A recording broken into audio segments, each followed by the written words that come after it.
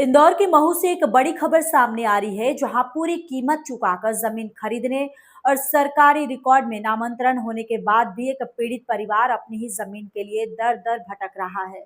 मामला ग्राम दतोदा का है, जहां इंदौर के नौलखा निवासी सौरभ गुप्ता ने अपनी माताजी के नाम पर 12,000 वर्ग फीट कृषि भूमि खरीदी थी।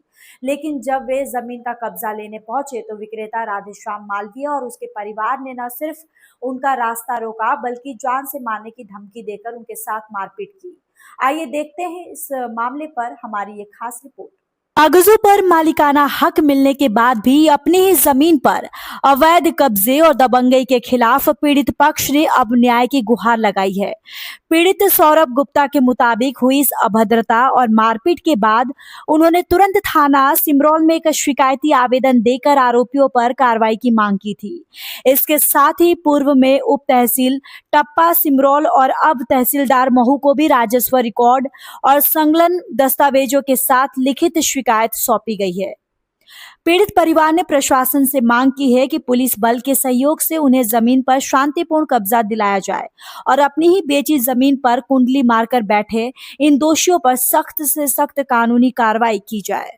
की शिकायत लेकर आज तहसील कार्यालय आए। जी, हमने एक ज़मीन यहाँ दतोदा गांव में 2018-19 में खरीदी थी और विधिवत नियमानुसार उसका नामांतरण भी करवा लिया था।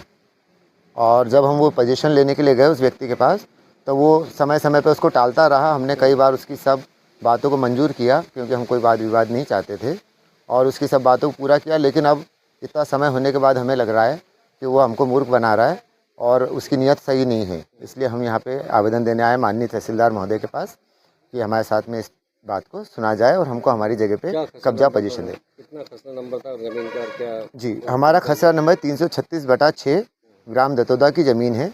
इसमें से हमने 12,000 फीट ज़मीन का एक टुकड़ा खेती की ज़मीन खरीदा हुआ है।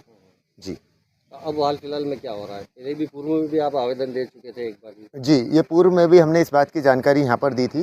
जब हम पोजीशन लेने जगह पे गए थे तो उनके घर परिवार के द्वारा वहाँ बहुत बदतमीजी और पथरावबाजी की गई। लेकिन हमने उस समय विवेक से निर्णय लेते हुए उसकी जानकारी थाने पे और माननीय तहसीलदार महोदय के यहाँ दे दी थी, और हम इंतजार कर रहे थे कि कोई बात में फ़र्क आएगा।